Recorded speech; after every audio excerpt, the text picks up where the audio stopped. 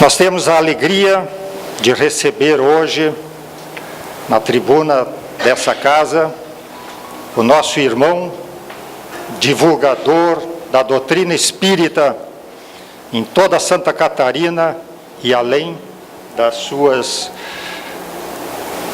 divisas, Gerson Luiz Tavares. É trabalhador do Centro Espírita Amor e Humildade do Apóstolo em Florianópolis e, seguidamente, nos dá o prazer da sua presença entre nós.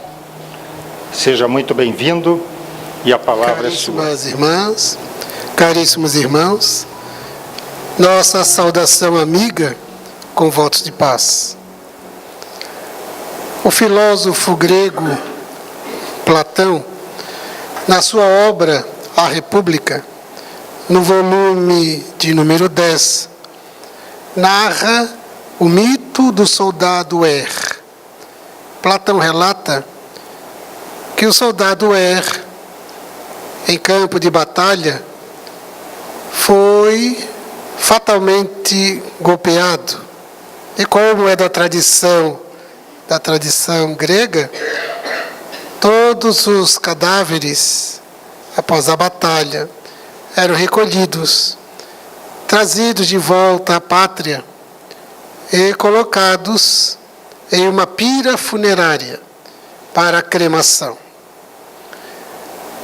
Depois dos preâmbulos ritualísticos e de homenagem aos mortos, eis que, um pouco antes de atear fogo, um dos cadáveres ressuscita, era o soldado Er. E ele diz o seguinte: quando eu tombei no campo de batalha, eu me vi desprender-me do meu corpo físico. Observei a minha volta, um tanto atordoado, e notei que havia outros como eu, num grupo, sob o comando da liderança de um dos espíritos, que veio, me acolheu e me integrou ao grupo. E seguimos uma jornada até um grande portal. Neste portal, precisamos parar para uma avaliação individual. Depois da avaliação individual, cada um atravessava o portal, sendo admitido no mundo dos mortos. A avaliação estabeleceria se, depois de admitido no mundo dos mortos, o ser será feliz ou infeliz. Individualmente, a avaliação era feita por uns espíritos que apresentavam-se como a autoridade moral e espiritual. Eu fui o último. De forma adrede estabelecida, eu fui o último a receber a atenção daqueles espíritos que faziam a avaliação individual. Quando chegou a minha vez, eles disseram: não é hora de você integrar o mundo dos mortos. Retornarás ao mundo dos vivos na terra. E despertarás no corpo. E tens a missão de informar aos seus compatriotas tudo o que observaste aqui do lado de cá, para que todos aprendam como viver, para que no dia em que chegar o momento de serem admitidos no mundo dos mortos, possam ser felizes. Então ele narra isso aos seus compatriotas. Platão desvela, portanto, o seu olhar da vida espiritual. O que Sócrates, de quem ele foi discípulo, Sócrates já havia estabelecido de forma extraordinária a sua perspectiva, o seu olhar da vida imortal, do espírito, na sua estrutura filosófica, fazendo uma proposta de transcendência, de modo que o indivíduo na Terra viva de tal forma que logre a felicidade desde já. O espírito de Emmanuel, através de Chico Xavier, afirmou que Sócrates foi o cristão antes do próprio cristianismo. Foi um verdadeiro cristão. Então, a vida e a morte, ao longo do processo histórico da criatura humana, desde que o indivíduo foi aos poucos elaborando as suas vertentes de saberes, a produção de conhecimentos, especialmente com o surgimento da ciência, sempre a criatura humana se debruçou no mistério da morte. Os filósofos da antiguidade, os filósofos da contemporaneidade, mas também a ciência hoje tem se debruçado na análise da morte para equacionar a mais antiga questão: a morte é o fim de tudo ou é o prolongamento da vida? Alguns filósofos de orientação materialista, existencialista, estabelecem que a existência na Terra encontra na morte o seu ponto final. Jean-Paul Sartre, filósofo existencialista francês, na sua obra O Ser e o Nada, estabelece que a morte define o nada. Então, nós transcendemos do ventre materno para a primeira infância. Transcendemos da primeira infância, diz Sartre, para a segunda infância. Transcendemos para a puberdade, para a juventude, para a madureza, para a velhice do corpo, e transcendemos até o momento da morte. E a morte é o nada. A morte é a nadificação do ser. Sócrates, no seu tempo, falava da imortalidade. E assim nós vamos encontrar alguns filósofos de viés materialista, outros de perspectiva espiritualista. A ciência, do ponto de vista acadêmico, considera que não há demonstrações da vida após a morte. Exatamente porque, na perspectiva acadêmica, desejam que o fenômeno da imortalidade seja demonstrado em laboratório. Mas no laboratório, como se demonstra as experiências da física, da química, da biologia. Ou seja, a perspectiva positivista dos métodos de observação experimental pedem que a imortalidade seja demonstrada como se demonstra qualquer outro fenômeno da vida na Terra. Allan Kardec, que foi estudioso da ciência, que naqueles tempos do século XIX, quando a ciência moderna havia se estabelecido, quando o positivismo havia lançado e consolidado o primado da razão, Allan Kardec participava de comunidades científicas. Ele tinha como um dos seus estilos de comportamento a ciência. Era um educador que se formou com Pestalozzi na Suíça e agora na França era um pesquisador. Então ele entendia e conhecia muito bem o primário da razão. Tanto é que todo aquele que estuda as obras básicas vai observar que Allan Kardec, de quando em vez, ele chama a palavra razão para as suas reflexões. A própria fé, um dos slogans, uma das bandeiras do Espiritismo, cunhada por Allan Kardec, é: a fé, para ser inabalável, tem que encarar a razão, face a face, em todas as épocas da humanidade. Então, de vez em quando, ele trazia a razão, porque era a palavra daquele tempo, no século XVIII, do século XIX, o primado da razão, a ponto de as perspectivas do positivismo, como Nietzsche, filósofo alemão, estabelecia, no seu livro Assim Falava Zaratustra, que não precisamos mais da religião, porque agora temos a ciência, temos a razão, e a razão explicará toda a verdade. E um dos slogans do positivismo é exatamente: todo conhecimento, para ser verdadeiro, tem que passar pelo crivo da razão. Allan Kardec traz para a codificação espírita e expande no livro A Gênese exatamente este caminho, este paradigma, o da razão e a observação experimental, para oferecer os espaços de comprovação do fenômeno e a constituição do conhecimento verdadeiro.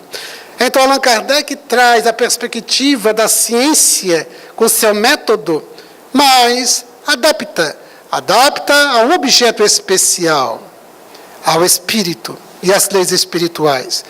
Porque estabelecer de forma ortodoxa, de forma totalmente radical, o método científico-acadêmico para examinar um objeto de estudo que tem vontade, um objeto de estudos que pensa, um objeto de estudos que é livre, um objeto de estudo totalmente especial. Não dá para ser nos mesmos modelos. É necessária uma adaptação. Então, Allan Kardec adaptou o método científico positivista com o objeto especial da nova ciência. É por isso que ele chama o espiritismo de a nova ciência, a ciência espírita, cujo laboratório é o laboratório da mediunidade. Mas os rigores da observação experimental, os critérios austeros dos parâmetros, das exigências, das comprovações e dos princípios basilares da observação experimental, Allan Kardec preservou, porque era necessário que assim fosse. Por isso, ele adaptou o método científico, mantendo os princípios, os axiomas científicos, para então desdobrar-se há 161 anos em O Livro dos Espíritos, seguido das demais obras básicas, a codificação espírita, para nos falar de vida, para analisar a morte. É quando a doutrina espírita ressignifica a morte, para nos falar da morte e do morrer com uma naturalidade, com uma tranquilidade incomum. Sócrates, ele viveu bem, ele bem viveu e bem morreu, para continuar bem vivendo. Ele não viveu bem exatamente, mas bem viveu. Não viveu bem, porque viver bem é curtir os confortos da vida material. É viver bem. Bem viver é uma postura filosófica, psicológica, ético-moral. E Sócrates bem viveu como poucos. Quando ele estava preso, já condenado à morte, ele recebia a visita dos seus discípulos. E Críton, que foi o seu discípulo mais jovem, ele, numa das visitas, disse: Senhor, nós conversamos com o carcereiro da madrugada e nós vamos pagar a ele a moeda da época, para ele abrir o cárcere na madrugada para que o Senhor fuja conosco. E Sócrates ficou desanimado e disse: eu sou realmente um péssimo filósofo. Mas por que, Senhor? Os meus discípulos, eles estão subornando o servidor público. Ah, Senhor, mas foste condenado à morte. Os meus juízes também estão condenados à morte. Por quê? Porque todos estamos condenados à morte. Desde que nascemos, estamos condenados à morte. É apenas uma questão de tempo. Uns vão antes, outros vão depois. Os que vão mais longe vão considerar sempre muito breve. O avô de um amigo, aos 92 anos de idade, ele no leito, chateado, e disse: não é justo que eu morra agora, aos 92 anos de idade. Conversando com uma senhora de 94 anos, é de uma família longeva, de 94 anos, ela chorava e disse: o que foi, dona fulana? Família toda espírita. E ela disse: fulano, o irmão mais velho, ela 94 anos, o meu irmão mais velho, fulano de 98, ele está muito mal no hospital. É natural que chore pela saudade, pelo sentimento. E ela disse: mas já conversava com o senhor de uma família longeva também, ele de 90 anos, e disse: fulano, meu irmão, ele morreu com 87. Eu sempre disse que aquele menino não ia tão longe. Então, por mais longe que a gente vá no corpo, será sempre muito breve para a nossa consideração. Mas Sócrates então disse: os meus juízes também estão condenados à morte, porque todos estamos condenados. E Críton ripostou: mas, mestre, a condenação é injusta. Olha, Críton, tu querias que fosse justa? A sutileza de Sócrates. Olha, se fosse uma condenação justa, Sócrates era um criminoso. Então era preferível que fosse injusta. porque ele se encontrava-se em paz. Mas, Senhor, nós queremos o Senhor livre. Mas gritam, eu sou livre. Percebam? Eu sou livre. A cela não é uma prisão. Eu sou livre. Então Sócrates, notável, antes de tomar o veneno, ou melhor, ele bebeu o veneno, cicuta, antes de fazer o efeito, ele chamou a atenção dos discípulos. Vá até fulano, era um senhor que vendia galos, e nós deixamos lá, não pagamos o galo que pegamos da última vez. Vai lá e pague-o. Pague-o. Ele deitou no leito, esperou que o cicuta fizesse efeito. Então, é a forma de morrer com a maior dignidade, de modo lúcido, autoconsciente, sabendo exatamente do que estava acontecendo e do que viria a acontecer logo mais de forma transcendente. Esse é o nosso grande desafio: viver e bem morrer. Porque ninguém morre. Bem morrer para o corpo, para reviver, ressurgir em espírito para a dimensão espiritual. Essa é a grande revelação espírita, e de forma retumbante, porque o espiritismo demonstra cientificamente. Demonstra através do laboratório da mediunidade. Quando os espíritos, os mortos, vêm e afirmam, nós vivemos. Nós vivemos. E explicitam o porquê se encontram ausentes de paz, porque se encontram felizes, porque se encontram pacíficos, porque se encontram sob tormentos. A consciência de culpa, a consciência tranquila, passam a esclarecer e explicar como se encontram, para nos ensinar a transitar na Terra com uma filosofia de comportamento a mais adequada para o grande momento do morrer, que não é morte, mas sim continuar a vida na outra dimensão. Chico Xavier, de forma muito jovial, ele diz: durante a vida na Terra, nós podemos escapar da morte várias vezes. É uma doença do qual o indivíduo se cura, é um acidente do qual o indivíduo se liberta, se salva, mas de Chico, mas da vida jamais nos livraremos. Porque a vida é um patrimônio do universo e é permanente. Um dia tivemos um início, o início do nosso périplo evolutivo, périplo de vida individual. Tivemos um início, mas jamais teremos um fim.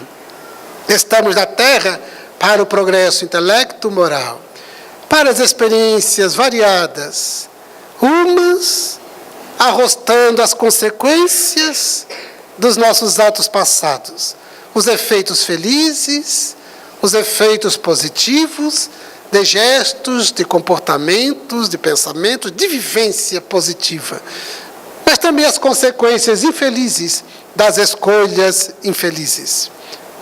Mas nós nos encontramos com as consequências não como um castigo de Deus, mas como um método de reeducação do espírito, para que ele se reeduque, repense a respeito da vida, reflita a respeito da vida e da morte, sobre si, sobre o próximo, alargue o olhar, saia da cápsula do egoísmo no qual se encontra ergastulado, para abrir-se no comportamento de abertura diante do outro, a fim de que esse olhar ampliado, enxergando o outro, saia da conduta egocêntrica, narcísica, egóica, para então olhar para o outro. Porque todos os erros praticados no passado, distante, em outras reencarnações, ou os erros praticados nesta atual reencarnação, todas elas decorrem do egoísmo. No Livro dos Espíritos, entre os itens 913 e 917, nessas questões, Allan Kardec foca a respeito do egoísmo. E os Espíritos estabelecem que o egoísmo é o pior vício da criatura humana. Naquele contexto do século XIX, vício não significava a mesma representação de hoje. Porque hoje vício é toda a dependência, substâncias psicoativas, outros comportamentos. Cada vez mais tem surgido novos tipos, novas formas de viciação. Mas no contexto do século XIX, a palavra vício estava relacionada a um comportamento de caráter, ao comportamento moral. Por isso os espíritos dizem que o pior vício da criatura humana é o egoísmo. A pior expressão moral do indivíduo, o pior defeito de caráter do indivíduo, foi o que eles quiseram dizer. Ou seja, o egoísmo. O egoísmo abre as portas para todas as demais imperfeições. Todos os problemas humanos, do ponto de vista ético-moral, decorrem do olhar exclusivista, seletista do ego. É o que o espírito Joana de Ângeles, através do médium Divaldo Franco, chama de o ego ditador. Estamos mergulhados no corpo. Estamos envolvidos no ambiente material para as nossas experiências evolutivas. O desenvolvimento da inteligência, a aquisição de conhecimentos e o treino, o exercício de valores morais. E o egoísmo deve ser enfrentado, como afirmam os espíritos nos itens que citamos, deve ser enfrentado na sua raiz, para ser removido na sua raiz, a fim de iniciar-se um comportamento de transformação radical. Então estamos na Terra com este objetivo, de progredir. Estamos às voltas com as conquistas da civilização, com os incrementos contemporâneos da tecnologia, e que devemos sempre voltar para os objetivos essenciais da nossa presença na Terra, que é o progresso. A morte é este fenômeno, esta intercorrência inevitável, porque é o grande momento de voltarmos ao que os espíritos e os espíritas falamos muito, a verdadeira vida, ou seja, do espírito, porque a Terra é um período muito breve, mas extraordinariamente importante. É a vida que deve ser valorizada no mundo dos espíritos e na Terra. Mas é um contínuo. E na jornada terrena, nós devemos empreender de forma consciente o movimento de transformação moral. Jesus nos deixou os paradigmas, apresentou os parâmetros, as diretrizes, deixou pegadas luminosas na Terra, para que saibamos enxergar perfeitamente o caminho filosófico, o roteiro psicológico, o ético, moral, para a conquista da felicidade e o desenvolvimento da paz autêntica, de modo que nos tornemos pacíficos pacificadores. Viver é a experiência fascinante. E nem todos nos encontramos animados e dispostos a este extraordinário momento que é viver na Terra. É uma experiência impressionante. Cada dia devemos eleger como um dia muito especial. Especial porque quando a gente desperta pela manhã, nos damos conta que estamos encarnados, eu pelo menos verifico, eu ainda estou encarnado. Será que eu me encontro encarnado ainda? Porque eu posso estar desencarnado. Vivo, eu sei que estarei. Mas se eu estiver desencarnado, porque tem gente que dorme, vive e acorda morta. Então, é importante verificar. Então, se eu estou no corpo ainda, é porque há algum interesse do universo para que eu continue. Então, eu festejo por estar no corpo.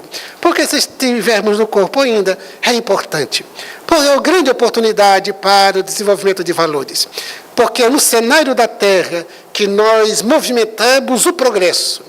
Porque nós somos espíritos ainda bastante atrasados moralmente e intelectualmente. No mundo dos espíritos, se o indivíduo cruza os braços, ele pode ficar assim ad eterno. Porque o espírito em essência não tem fome, o espírito em essência não tem frio, não tem calor, não tem nenhuma necessidade em essência. O espírito não tem. Por isso o corpo. Porque o corpo impõe os imperativos e os impositivos das diversas necessidades. Por isso que a gente ganhar luz ao nascer, já começamos a chorar, por causa das necessidades. Então, é na Terra que nós temos os grandes desafios para o desenvolvimento da inteligência, as habilidades, as competências e os valores nas relações interpessoais. Por isso, enquanto estivermos na Terra, é muito bom. Valorizemos dia a dia, seja qual for a nossa idade, seja qual for a nossa posição, naquilo que a sociedade chama de status, de classe social. Isso pouco importa para o ser. O que importa é como estamos vivendo. Se estamos apenas preocupados em viver bem, ou já estamos despertos à consciência para bem viver? Qual é a nossa real preocupação e ocupação? Qual é a nossa ocupação? Em apenas viver bem ou bem viver? Viver bem é um processo até instintual. Os animais fazem isso, querem viver bem. Só que o ser humano é o único que engendra status, aumenta o conforto para viver bem, para ter tudo do bom e do melhor. E se pararmos para refletir de forma muito lúcida, equilibrada e atenta, perceberemos que não precisamos de tanta coisa assim. Não é necessário tanta coisa assim. Há determinados equipamentos, instrumentos no nosso movimento na Terra que são muito úteis. Mas a sociedade capitalista, a sociedade de produção em massa, a partir da filosofia do Fordismo, nós vamos encontrar que tudo tem que receber o seu requinte, tudo tem que receber o status. Então, o carro não é para ser apenas um carro. Então, ele começa a ter uma representação de status. E tem as classificações. Tem que ter a representação de status. Um relógio não é apenas um relógio. Há relógios que, pela marca, tem uma representação social. Ele não tem mais uma representação ou uma função. Deixa de ser funcional para ter uma representação de poder econômico, de status. Tudo é assim. A casa em que moramos, o bairro em que moramos. Um bairro classe A, é um bairro chique, de alto padrão. Começamos a fazer as classificações, porque o bairro não é um bairro. Ele tem uma representação social. A casa não é apenas uma habitação, de que tanto necessitamos, que precisamos, mas é uma representação social pela casa. O sofá, o tapete, não é um tapete, é um tapete persa, não é um tapete qualquer. Então nós começamos a criar essa ilusão, a ilusão em torno das conquistas da matéria, estabelecemos isso como a nossa grande conquista, os nossos grandes sonhos, de ter aquilo, de fazer aquilo outro, de viajar para tal lugar, de viver de tal forma. E ocupamos o nosso tempo, empregamos tempo, energias físicas e psíquicas neste afã, para apresentar para os outros a nossa conquista, que nunca satisfaz. Porque depois que o indivíduo tem uma conquista, ele logo precisa já mirar outra. Porque passada a novidade, cai na rotina, ele já quer outra. Como diz a psicologia, são pessoas dependentes e insatisfeitas. Todo dependente é insatisfeito. É dependente porque ele gerará para eu ser feliz, para eu ter paz, para eu me sentir realizado, para eu me sentir gente, para eu me sentir alguém na vida. Não são essas expressões que a gente ensina para os filhos, ser alguém na vida, vencer na vida, no sentido material, social, exclusivamente. Para eu ser alguém na vida, eu preciso desenvolver determinadas conquistas e a escalada social. Nós vamos construindo isso, ocupamos energias psíquicas, energias físicas e o tempo, para viver bem. E muitos, faltando valores éticos, morais, fazem qualquer coisa para isso. Então temos hoje as fraudes, as corrupções. inúmeros formatos de crimes lesa à sociedade, crimes na área econômica, financeira, tudo para, então, o indivíduo ter as suas conquistas imediatistas, materialistas. É o viver bem. O tempo passa e todos morremos. Todos morremos. Então, aqueles que apenas querem viver bem encontrarão a morte. E como a morte não é morte, transcendemos para a vida do espírito imortal. É quando ele se dará conta, e às vezes demora para se dar conta, no mundo dos espíritos, de que aquele comportamento de viver bem não produziu nada na perspectiva imortal. Nada. Enquanto que aquele que primou a sua vida pelo bem viver representa muito após a morte biológica. Muito.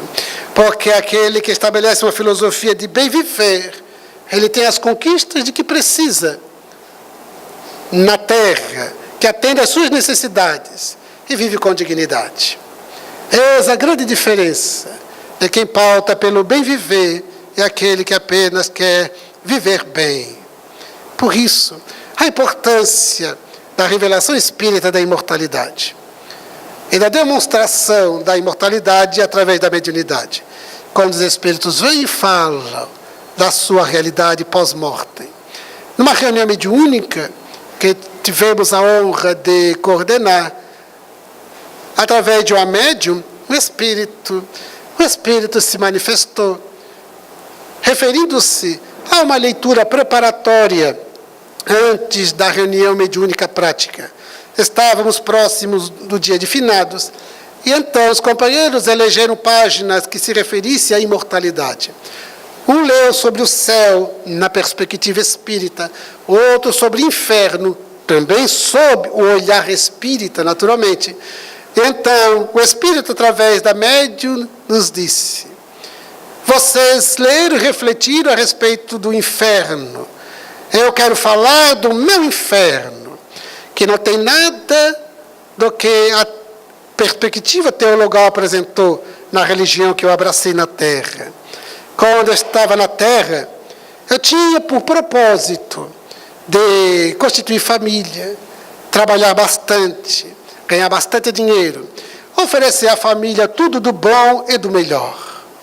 E assim eu empreendi a jornada.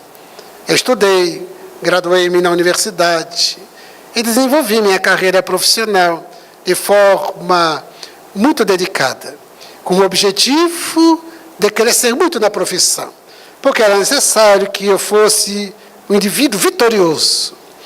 Casei, meus filhos nasceram, e eu quis dar tudo do bom e do melhor. Ao longo do tempo, assim foi acontecendo.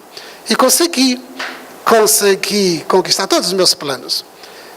A família vivia numa casa muito boa, com todo o conforto, os passeios. As crianças, a eles eu dei os melhores colégios, os melhores brinquedos. Nas minhas idas e vindas pelas conquistas materiais, eu tive um acidente que foi fatal, mas que não me matou. Para minha grande surpresa, tempo depois me dei conta de que eu não pertencia mais ao mundo dos mortos, mas eu continuava plenamente vivo. Foi quando eu comecei a pensar a respeito da vida, porque foram momentos muito difíceis essa surpresa. E então começou o meu inferno. Foi quando eu me dei conta que os meus filhos nasceram e cresceram sem eu acompanhar-lhes os passos. Eu não me recordo de um dia eu ficar de quatro para eles montarem em mim, fazendo-me de cavalinho. Eu não me lembro de ter acompanhado os deveres do colégio em casa. Eu deleguei tudo para a esposa, porque eu era o provedor e tinha a missão de oferecer do bom e do melhor para eles. Eles cresceram e eu não percebi. Tornaram-se homens e eu não percebi. E então eu morri e não percebi. Eu continuei vivo e só agora eu percebo. Esse é meu inferno. Porque agora eu tenho a consciência atormentada, porque eu não eduquei os meus filhos. E também não atuei como companheiro da esposa para junto construirmos uma filosofia de vida que tivesse voltada à realidade. Hoje eu sou forçado a acompanhar dentro de casa a briga dos meus filhos um com o outro pelo melhor quinhão hereditário. É quem pode ficar com a melhor parte.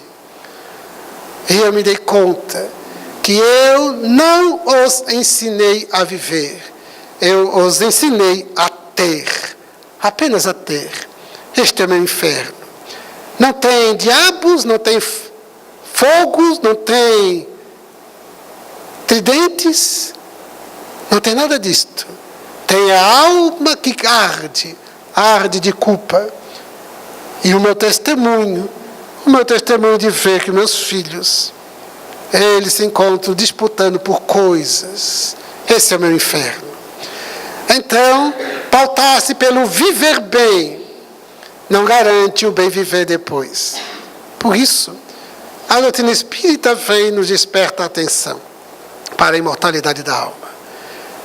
Os sofrimentos na terra decorrem ainda das nossas imperfeições, do uso inadequado, o uso invigilante do nosso livre-arbítrio, da nossa vontade, do pensamento, das emoções, dos sentimentos. A nossa relação com a matéria iludida, o ego atormentado, o ego pecado e iludido com as questões da matéria. Então, é necessário que nós despertemos a consciência para a realidade da vida imortal. Há alguns anos, nós fomos conhecer o lar, a colônia Santa Teresa, em São Pedro de Alcântara, na Grande Florianópolis. A colônia Santa Teresa, ela albergou durante muito tempo as pessoas com mal de Hansen, a famigerada e histórica lepra. No passado, no tempo de Cristo, nós vamos ver os registros da lepra e que Jesus curou a muitos. A lepra como sendo um dos grandes flagelos daquele tempo.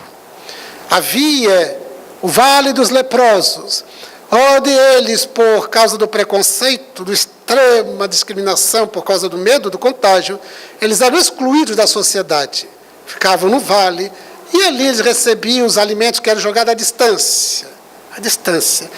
A Maria de Magdala, depois de que conheceu a Jesus, decidiu reformar a sua vida. Ela se lembrou dos leprosos e foi conviver com ele no vale. Foi conviver com eles, cuidar deles, oferecer-lhe a palavra amiga, a companhia fraterna. Quando no dia, narra o espírito Amélia Rodrigues, ela tomando banho, numa queda d'água, ela sentiu que o corpo tinha algumas manchas diferentes. Iniciou-se ali o seu grande processo expiatório, a lepra. E ela veio a desencarnar nos braços de Maria, mãe de Jesus, mais tarde, às portas da cidade de Éfeso.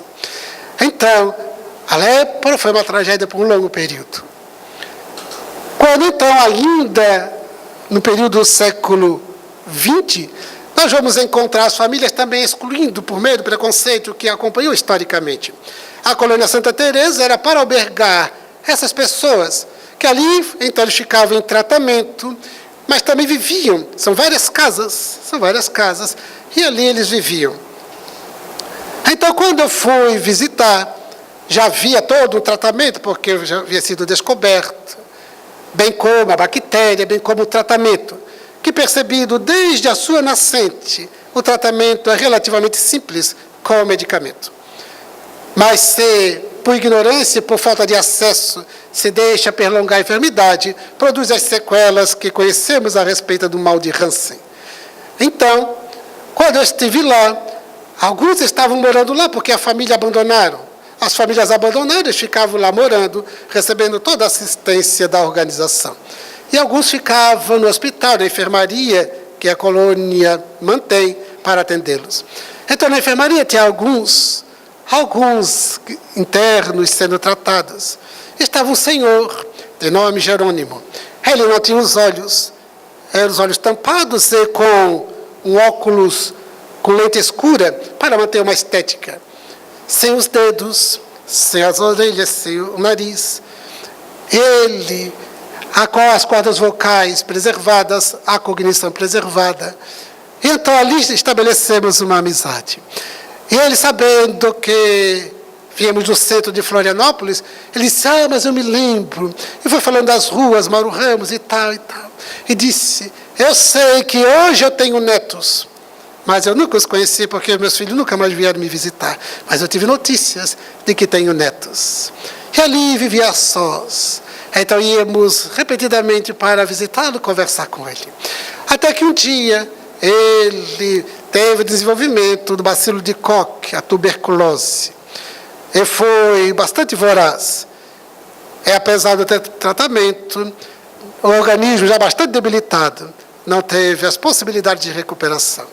Ele estava isolado, desautorizado a visita, mas eu consegui driblar ali a enfermagem e entrei no quarto e fui conversar com ele. Já bastante enfraquecido, a voz muito fraca, eu falei ao pé do ouvido, disse, seu Jerônimo, sou eu.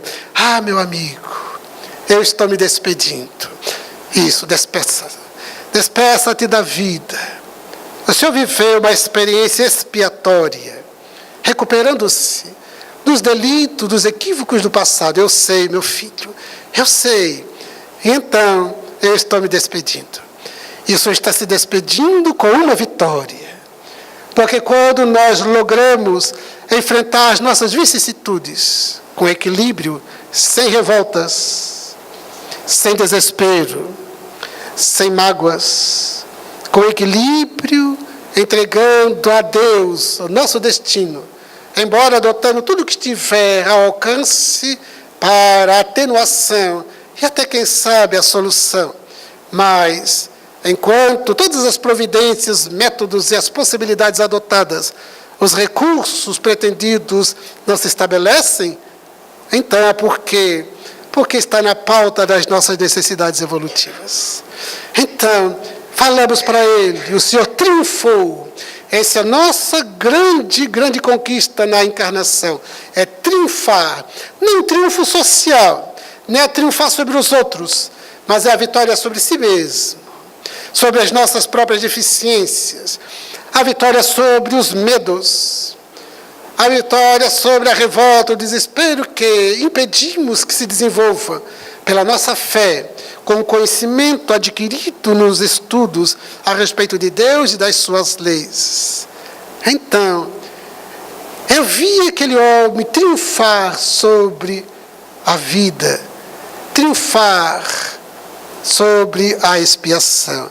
Era o seu grande triunfo, esquecido pela família, abandonado, invisível da sociedade. Esteve ali durante décadas, na escuridão, vivenciando a sua experiência redentora, sem reclamar de ninguém. Nunca reclamou de ninguém da família, sem reclamar, sem se revoltar contra a vida, sem afirmar-se um infeliz. Aceitou e vivenciou com galhardia. É um vitorioso. Então ele se despediu em clima de paz. E eu, naturalmente, imaginando, pensando que ao seu despertar no mundo dos espíritos, refeito, pleno, o perispírito restabelecido na saúde, o corpo espiritual renovado, para continuar a sua trajetória de vida, a sua trajetória evolutiva. Estamos na Terra para a vitória. Não a vitória do pódio da vacuidade humana. A vitória social. Nós estamos para vencer, e para vencer temos que derrotar alguém. Não é derrotar a ninguém, senão vencer as próprias imperfeições, as próprias limitações, as próprias dificuldades. Esse é o bem viver que devemos pautar a nossa existência. enquanto estivermos na terra. Sigamos adiante em clima de alegria, de entusiasmo, de ânimo.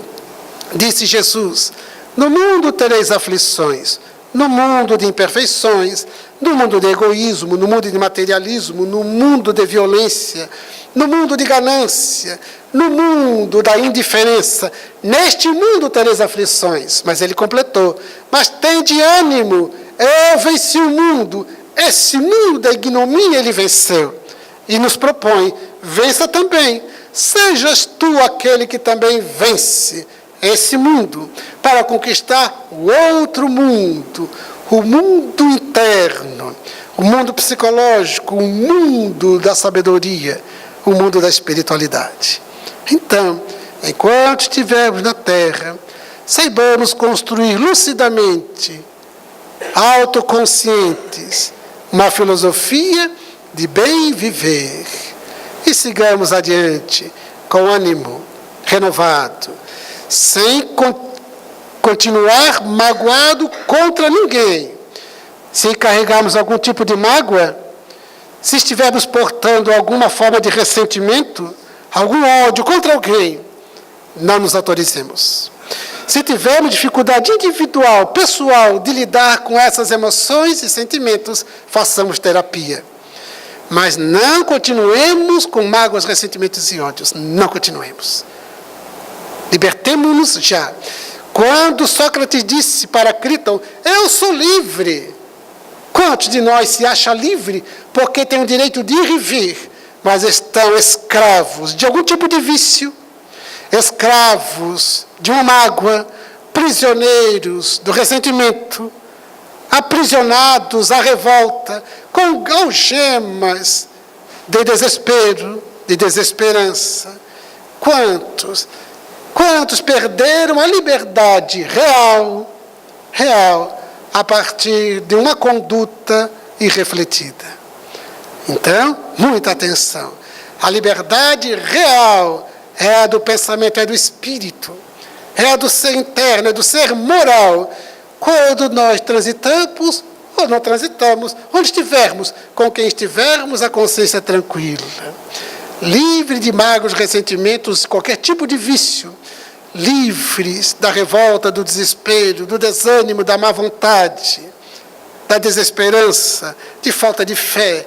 A liberdade real, autêntica, está envolvida com a consciência tranquila, o coração pacífico, o comportamento pacificador, livres de todas as peias que prendem as paixões dissolventes.